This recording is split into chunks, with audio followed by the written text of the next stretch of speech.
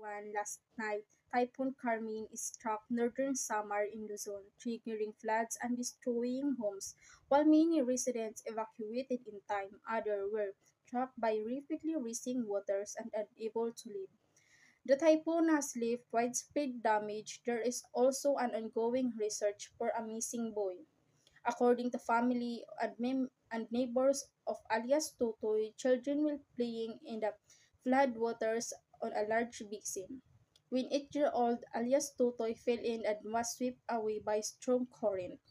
His family, along with barangay members and city rescue teams, are continuing the research. As dawn breaks, residents remain stranded on rooftops, unable to evacuate due to persistent flooding away and heavy rains. Tragically, pets and livestock have also been lost, with many animals